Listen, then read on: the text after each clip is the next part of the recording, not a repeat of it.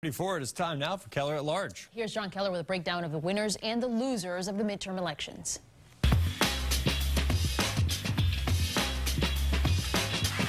Okay, well, that was an interesting election, wasn't it? Let's talk this morning about what happened, mainly locally, but a little bit nationally as well, with two extremely astute political observers joining me this morning. To the left of your screen, Joanna Weiss, editor of Experience Magazine, a new online magazine focusing on the power of experience. Read it at expmag.com. Welcome, Joanna. And James Pindell, ace political reporter and analyst for the Boston Globe. Welcome, James. Thanks for having me. So, the rest of the country may be deeply divided, more divided than ever, you might say.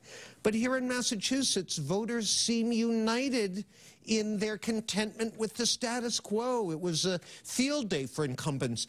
Is that at all surprising? No.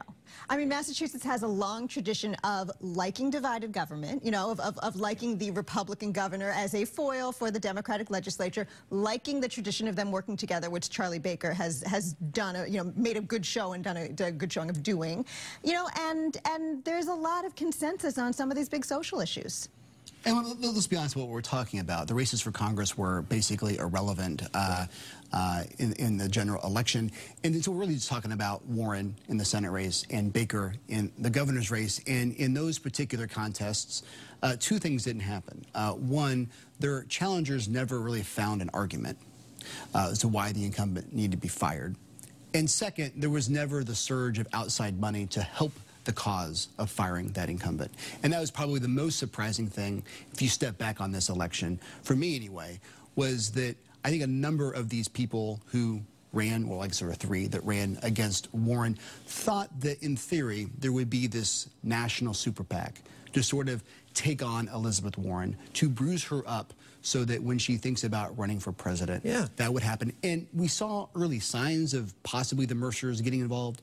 But that just did not happen. Well, because there are only so many resources to go around nationally, and Mitch McConnell was looking very carefully at every Senate race in the country and saying, here's where my bang for my buck goes. And Massachusetts, very blue, traditionally, Massachusetts is not the place to spend that money. I totally agree. I'm just saying, when you step back from a year, if you look back like a year and a half ago, you would have said, here's what's going to happen. Warren's going to try to prepare to run for president, and the Republicans would try to bruise her up. And it wouldn't even be McConnell. It would be some outside, just person who wants to really help Trump. Or maybe, in addition to what you're saying, maybe Elizabeth Warren turns out not to be the, I was going to say boogeyman, but I guess it would be boogie woman, that she was cracked up to be, or that we thought she might be.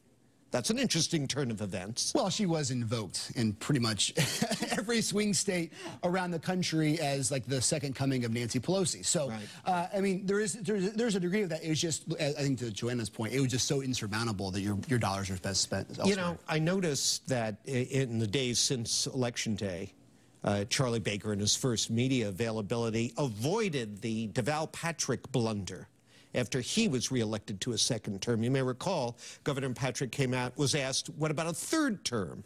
No term limits on the governorship here. And he said, oh, absolutely not, forget about it. Instant lame duck. And it hurt him. Baker sidestepped that. I guess he's paying attention. He's a student of history. He has a program that he wants to put forth. He has so much political capital behind him now to be a little bit bolder in terms of some of the changes that he might want to make in transportation.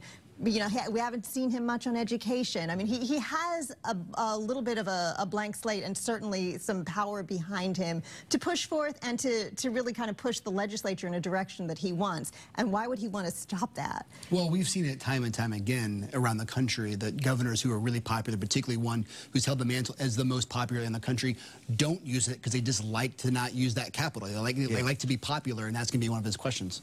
Okay, let's take a quick break. And when we continue, we've been talking about the winners. Let's talk about some of the big losers of Election Day when we continue in a moment. Stay with us.